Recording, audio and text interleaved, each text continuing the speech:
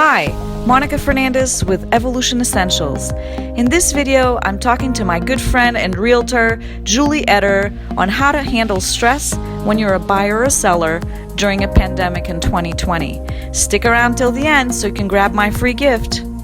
Hi everybody, welcome to my channel. Welcome Julie. Thank you so much for taking the time today on tackling how to handle stress when you are a buyer or seller during a pandemic in 2020. And Julie, you're like a soul sister to me. You're one of my greatest friends. I've gone through this experience with you on both sides of the aisle, and I just wanted, for people that don't know you, I wanted for you to just tell us a little bit about yourself. Oh, thanks, Monica. Thanks for having me, my soul sister.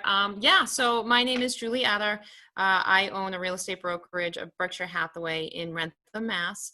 I'm a former teacher who took the leap many years ago full-time into the real estate venture and haven't looked back. And through that, with the support of my family, namely my husband and, my two young sons, we've just been able to get through and navigate different aspects of the market. But from a personal level, my growth with real estate and navigating different parts of the market brought me to become broker owner this past November 2019, Awesome. which of course, no one knew a pandemic was coming. So, this is uncharted territory for even the most experienced of agents. Absolutely. Exactly. Well, congratulations on that big leap and on having the courage also to stick around with all of this stuff that's happening. And, I cover a lot of different types of stress management here. And I have to tell you that being a seller or a buyer is one of the most stressful experiences that one can go through in life, as you know. And I can certainly share my experience on both sides that you and I have gone through. And starting with, I think it was 12 years ago that we, 12 or 11 years ago, something like that, where we, I purchased, 2009, yes. I purchased my first home with you, and I remember the agony of the search because it was during the crisis, so there was a lot of foreclosures and everything. And I remember the agony of the financial piece, to, secure a loan and all of that process, then finding a house, hoping the house is, kosher and there's nothing wrong with it. So what is some of the advice that you tell prospective buyers when you're showing them houses to minimize their stress as a buyer? I think too, Monica, the important thing is to honor those feelings, right? And I spend a good amount of time trying to identify with people the market, the data, and the part here, and obviously it's pretty obvious, but when you really think about the transaction, other stressors in your life, whether it's work, whether it's family, whether it's health, you always find yourself at that sanctuary of home. Right. And so the worst day at work, you go home and you can just be in that safe zone where when you're selling a house, you're trying to create that next move of what you want that home to be. But all that stress is happening while home as you know it is no longer there. So it feels like someone's, taking away your comfort, your fundamental safe zone, which we are. Right. That's the world of staging. But, if we honor those feelings, then what's important for people to know, HGTV has done a wonderful job of teaching many things, but it's also done a wonderful job of giving false expectations and making it think that, everything can become renovated in 48 hours and everything's beautiful. But this process, this market, as much as real estate's always at the epicenter of vulnerability based on economic conditions around us, is so tremendously data driven. And, what we know going into this pandemic is we went into it on very solid economic ground, which the housing market, was built very strongly on, we'll call it cement. Whereas, you mentioned you purchased right after the crash, and that was a time built on sand. So even though this is unprecedented for everybody now, the very first thing is honor your feelings, but try to identify those stresses. And a lot of that stress, of course, is going to be the unknown because that's stressful for everybody. But really dive into the data and stats and not to just generalize it with numbers, but the process is far more predictable and dependable in these economic times than people think. And if you can wrap your head around setting as much of an expectation of things as you can and acknowledge it is going to be difficult. And I always say to people, focus on the goal, right? Yeah. Because that's going to make a lot of the stressors, that's just going to give you an eye on the prize to help give a channel, to get the motivation through that. Yeah. So I remember, so fast forward, 10 years later, as a seller, I remember I spent months fixing things up, and you have to stage your home, etc. Letting go what you mentioned, letting go of that space that is your home. Right. It is an emotional process. And then you have strangers walking through your house, and you ideally aren't there to watch, right? I had the added stress of having to remove my 2 cats from my home and hiding any trace of their existence, right? To not put off buyers. For some reason, people are discriminate against cats, I think. But then there's the unreliability of the word of buyers, I feel, when they look at your house and find all these faults. And I think it's a big hit on someone else's esteem, on the person's esteem. And then to add that, you have, once you do have an offer in place, there's the stress of that tennis match. And I remember sleepless nights and the anticipation of hearing news from you. And so besides these stressors that have come up for a seller, are there any more that come up that you can remember? Well, there's always stressors that are normal, right? Normal is a relative word in my industry, but there's stressors that are pretty consistent. And then there's the uniqueness of each circumstance, right? We've got the uniqueness of one buyer, one seller, one piece of property, and the conglomerate of what that all means when it comes together. But one of the stressors of this process, that it doesn't matter, I do my best to set my clients' expectations, but there's just nothing more you can do about it, is the hurry up and wait. You get through a process and then you're waiting, and then you're waiting. And you're right. You're essentially waiting for people's approval, whether it's a buyer, if you're a seller, right? Whether it's a buyer, whether it's the home inspector. And so here's your sanctuary, and you keep asking people to tell you it's okay. The process takes time. It's a sequential process. So, like I said, there's the things we do to mitigate some of that stress. But a big part of it is identifying where it is, acknowledging it, honoring it, and then working through it. But the timing is what I always say. If we could, if you put a for sale sign in your lawn, and then over the next 3 days, we could all sit at a table with every possible player, the attorneys, the buyers, the appraisers, and get them going. And at least it would be the good, the bad, and the uncertain, but you would know what that was going to be. Versus, as you're waiting for this information or waiting for the feedback, you're playing it over and over in your mind. And to use your analogy of a tennis match, you got to see how it gets hit back to decide what your next move is. And when too much time goes by, a buyer and seller just are thinking, and they've only got part of the information.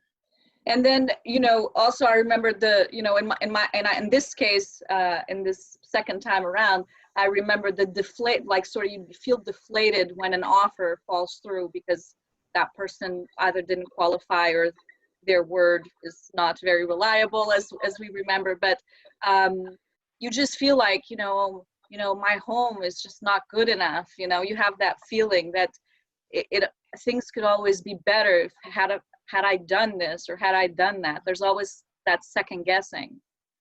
It is. And with the risk of sounding like I'm pacifying the point, and contradicting what I said earlier, this process is very stable. The data and stats are there. You should have dependable outcomes. Stronger than that, and I share this with people, and unfortunately it's often required to be shared at the most inopportune time, such as when a deal falls apart. But I could tell you all the real estate facts and figures and whatnot. What's meant to be will be. And I live my life that way. I could tell you a gazillion real estate stories that way. A buyer and seller, a house sells to the buyer it's meant to. And I know that sounds, isn't that wonderful? It really does. I don't think so. I believe in that, and sort of, that there's a right time and a right person for that place, that opportunity is going to come. But in the meantime, you have all of that range of emotions, because like you said, home is your sacred space. This is where this is where you go to. I mean, this is your safe place. This is your foundation. And so when you are in this process, it's almost like that's a little bit ripped away from you. Yeah. Well, and you know, Monica, you're reflecting on that for someone who chose to move, right? This was what you wanted to do. That's true. Where the first time home buyer who is, you know, getting into home ownership, or, you know, they just had another child and they need a bigger space and milestones. But on the flip side is death, is divorce, is selling your parents' home, you know, as adult children, and the added layer of that. And that's why, you know, I will say I love this business, but I don't consider myself in the business of real estate. I consider myself in the business of life. And not to make it sound more important than it is, but that just acknowledges the milestones, the emotion, and the real feelings. You know, well, I mean, you have told me this is one of the biggest things that's going to happen in your life, because it is a significant thing, whether you're moving, whatever the reason may be, or whatever the reason is that it's, you know, you're moving to, or you are, you know, selling or buying. It doesn't matter what side of the coin you're in. This is one of the biggest things outside of being, you know, sort of an investment, because I know, I'm sure there are people that have like not an emotional attachment to when they're doing like investing and property and stuff. I'm not talking about that. I'm talking about the home. It's one of the biggest things that can ever happen to you.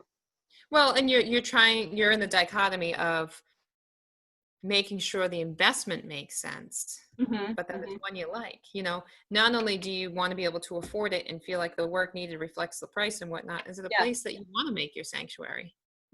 Yeah, absolutely. Please check out in the description below my free gift to you in terms of reducing stress, whether you're going through the buying process or the selling process. These diffuser blends are going to help you manage your stress levels. Not only that, but your space is going to smell amazing. And if you don't have these oils, I have also a link for you with 25% off on the essential oil brand that I use as well in the description. So we're in the middle of a pandemic right now, and you know, I equate this as a crisis. So not necessarily, you know, people watching this post-pandemic, anytime there's a crisis, but in this specific one, which is a global one, how has the real estate experience been?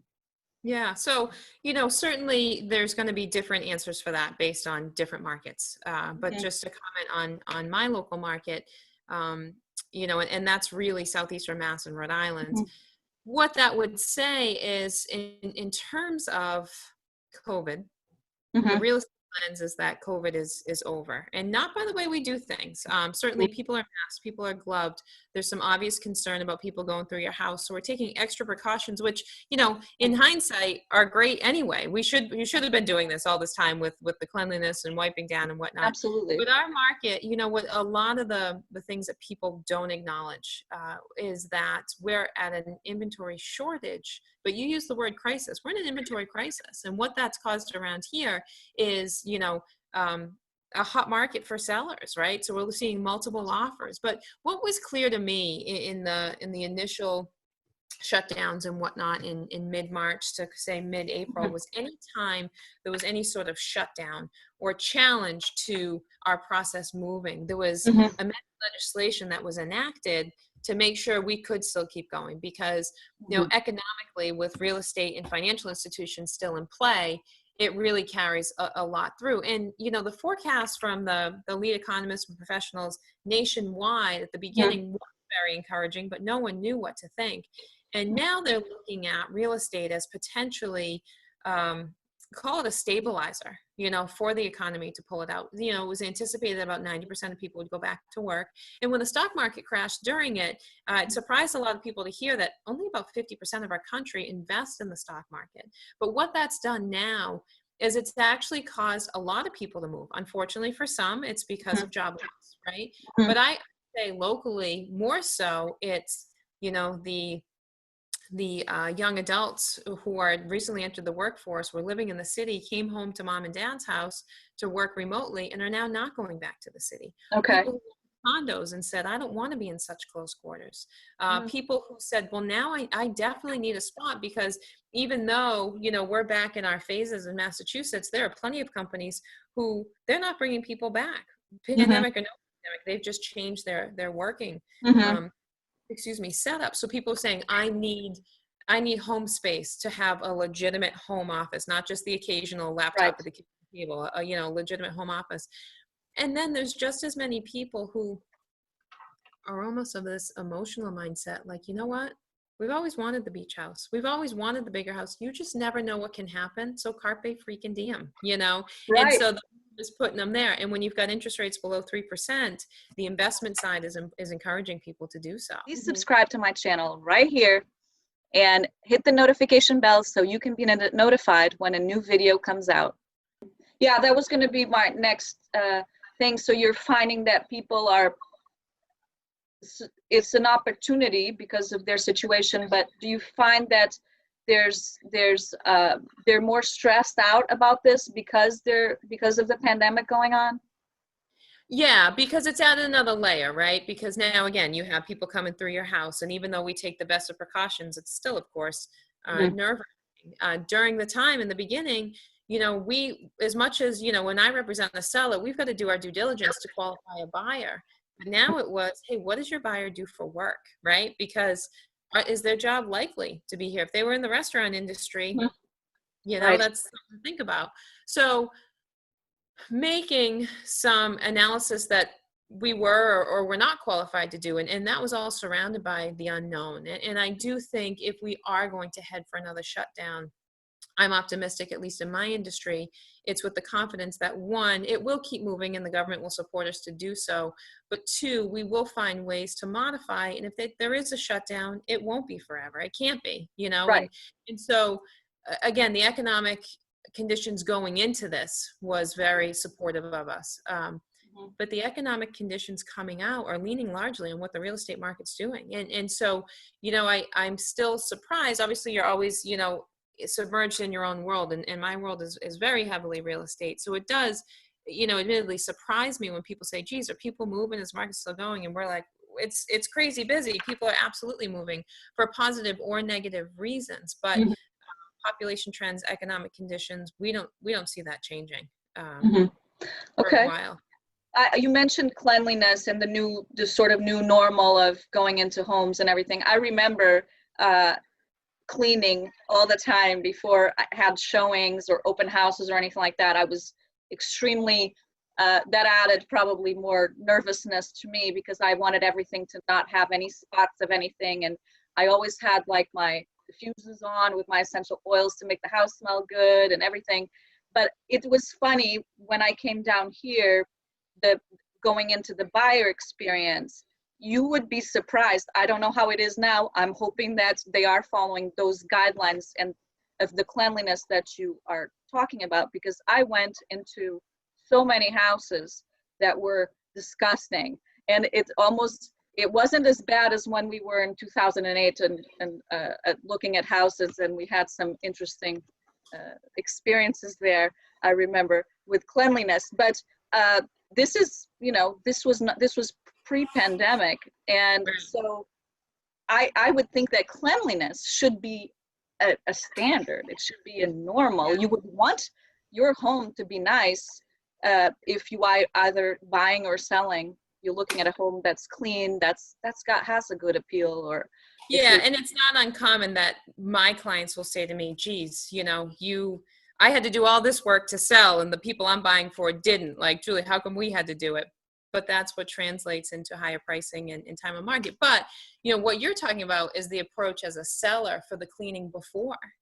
This pandemic has obviously very much made us think about the cleaning after, and I would say I would leave open houses in the past, and I'd give things a quick wipe down. And if there was dirt tracked in, sweep it up, certainly, like, leave things how you find them. But now it's not just presentable, it's how did you go through and ensure that the germs aren't in Mhm. the house. Yeah, that's really good point. Some of the essential oils that were wonderful to diffuse when you are selling your home, are citruses. Citrus essential oils are really uplifting and cleansing to the space.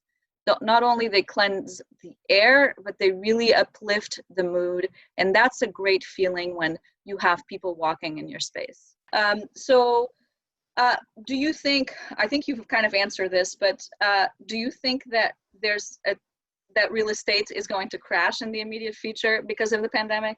Okay. No. Okay. No, and like I said, with lack of inventory, interest rates below 3%. Yeah, it's tempting, right? Yeah, the demand far outweighs our supply. Mm-hmm. Again, that's in my local market, but right. Yeah. you know, I think you'll find that to be Mm-hmm. applied in a certain way. Mm-hmm. Mm-hmm. So deadlines, we kind of touched a little bit about this, but deadlines, I found, you know, with the uncertainty, but then there's deadlines, can be a huge stress when you're buying or selling a home, on top of the ones that you already have. So saying from packing to the actual transition to a new place, you know, where you're going to store your stuff and everything else. What do you tell your clients to appease them in this sort of, you know, meeting the deadlines? Well, that's probably where my former teacher comes in. I give people homework. Here's the time. Mm-hmm. And admittedly, there are some clients that, you know, if I've got something that needs to be done by Tuesday, then I Mm-hmm. tell them it needs to be done by Tuesday. And then there's others that I tell them it's going to be done by Saturday before, you know, to have that shelf life. But no, I think for the most part, you know, there's those challenges, but the deadlines are there. But the hopeful confidence people feel is, of all the stress and the overlay, you can only do one step at a time in this process. Once you do A, we'll talk about the deadline for B. Once B is done, here's what's on the horizon, which does embrace more the time in between that causes the anxiety. Please subscribe to my channel right here and hit the notification bell so you can be notified when a new video comes out. So I know that this is kind of rhetorical, what I'm going to ask you, and it probably doesn't really have to do with crisis, but why should someone make sure that they have a realtor? Yeah, I mean, you've mentioned all these things just in the pandemic, but for the biggest investment of your lives, why would you navigate it yourselves if you've never done it?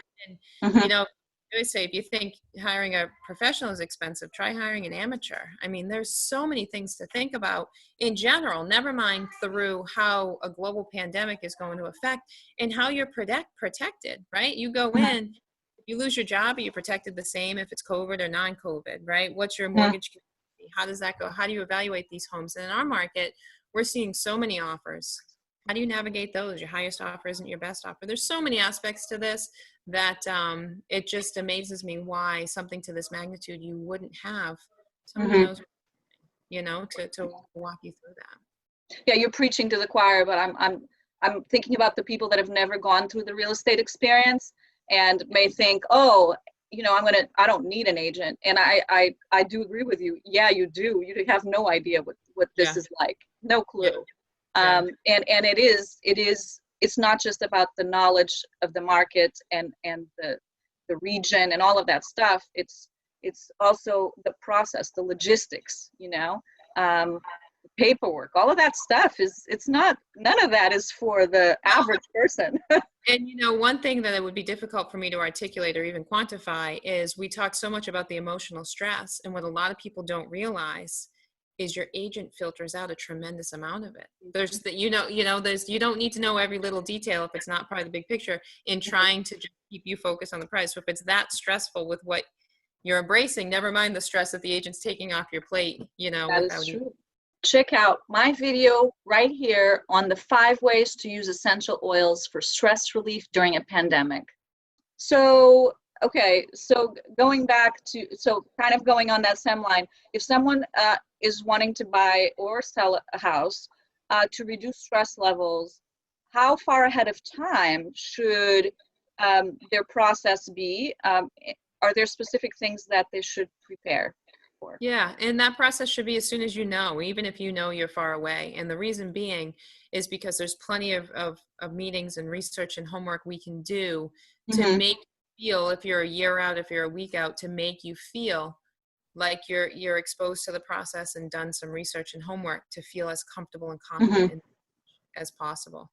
So, sometimes people say, I'm not ready to buy. Well, the process isn't just about going to look at the houses, so if you're not ready to look for a while, there's still plenty of information that you can be gathering in collaboration in helping your agent understand your needs, your goals, and your personal circumstance. Same thing on the seller's end, in giving the time to get your property ready properly. And a lot of times people call me and they'll say, I don't want you to come till I've done all my projects. And they'll say, let me come now, because I may say 4 of those projects, don't worry about it. Or while you got the paintbrush up, do that room. Oh, I wasn't going to do that, right? To give you the efficiency. And it's all with the approach to make it as efficient of a process as possible. As stress-free as possible, but we know that that's virtually impossible with the nature of it. But then also just protecting your investment. Don't forget to grab my free download. It's going to help you as a seller or a buyer reduce stress during this process and transition this real estate adventure.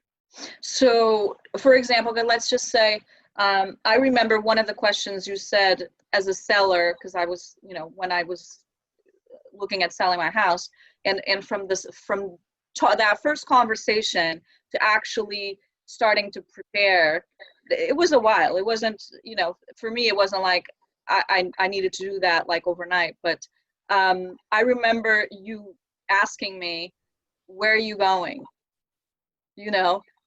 What's your plan? Sort of like look into the future and imagine yourself on the other side. What's it like? Yeah. And I remember being like, uh-oh, I haven't thought about this, and at the time, really, and even after, I wasn't really sure where I was going to end up. I knew I wasn't going to buy right away. So it was a question of also, I was moving long distance. So for me, it was, finding a temporary place and everything else. And that wasn't set in stone. But I remember that. I remember that question. You said, where are you going? And what's the plan? So I feel like for people that have to, for example, move more quickly because of a job or because of circumstances or there's an emergency. Imagine it's somebody that passed and you have to, sell the home, for example. I mean, that you have to deal with the stuff of that person's house, and that's not even your home, right? So that can be extremely stressful. I can only imagine. Yeah. Well, and that's why you mentioned the agent. It's a matter of having someone who can honor your emotion but separate it where necessary too. And I think that you also then would have the connections and the contacts of people that would specialize in certain things to help that person, deal with certain things, whether it's to donate them or sell them or whatever, allocate them somewhere. So that's, I think, a really good advantage too, is that it's you're not just getting you as a realtor, you're getting all of your network, right? Right. Yeah. That's a really good thing for people to think about. Okay, so just quickly to wrap up, I wanted you to share 5 tips on how to handle stress when you're a buyer or a seller during a pandemic in 2020, even though we might have already talked about some of that. All right, so sum it up. If I was going to put 5, you can do more if you want. It's up to you. No, I think because they're kind of categorical, but I think the first and foremost is acknowledge the emotions you're feeling. Because if we don't acknowledge them, we can't work through them. And I know that sounds so obvious, but so many people think they've just got to streamline themselves through the move and just get there. No, like, so I always say, if your brain's wandering, take me with you so I can help guide, right? So acknowledge and honor those emotions so we can work through it. Obviously, make sure you're bringing your professionals up to speed onto what you're thinking, because the more information we have, the more we can guide. Next is be really data driven on the circumstances. What can you expect? What's normal? What's not normal? It's best to do those things ahead of really talking about your home or even the home you're going to buy or sell. Understand. It's almost like understand what good nutrition is before you pick good foods. You know what I mean? Understand what it is, so you can make those right choices as it relates, and you're not just having that emotional attachment. The next thing I would say is certainly give yourself time to prepare for the process and to understand the process so that you're able to, just navigate it through it as appropriately as possible. And finally, it's a pandemic. So, have an understanding of what the state guidelines are and whatnot that are taking the pandemic and affecting the real estate market, and have that help you understand what it's going to do to your process, how it's going to affect how we do business. And so really what the umbrella over all of this is having an accurate expectation of everything that's going to go on as best as possible, being informed about the process, having the right professional to guide you through, and understanding that there's going to be emotion, but having those first three, it's just going to help you prioritize the emotion and put it in its appropriate places to manage through this process so that you can cope with it. And we keep talking about the coping of it. Yeah, there's a lot to it that can be stressful, but there's a lot of it that's really exciting too. And having the factors all in place helps you put your eye on that prize and focus on the next. Yeah, exactly. It's just it's the transition piece. These are all great tips to sort of minimize that transition. Yeah, and that's the thing. People don't mind the change of it, right? It's the transition to get there. Exactly. Yeah. Change is good. Sometimes transition is you have to be out of your comfort zone, and that's okay. Right. Right. Well, Julie, thank you so much for your amazing advice and your tips. I will link up in the description how people can get in touch with you. And so if somebody is looking to buy or sell, they can easily reach you. And just wanted to say thank you so much. Thanks for having me. Always a pleasure to see my soul sister. Thank you. Love you. Love you. Bye. Bye. Hope you got major value from this video. Please subscribe to my channel, give a thumbs up to this video, and hit the notification bell so you will be the first to know when a new video comes out. See you next time. Thanks for watching. Don't forget to subscribe and share with your friends. See you next time.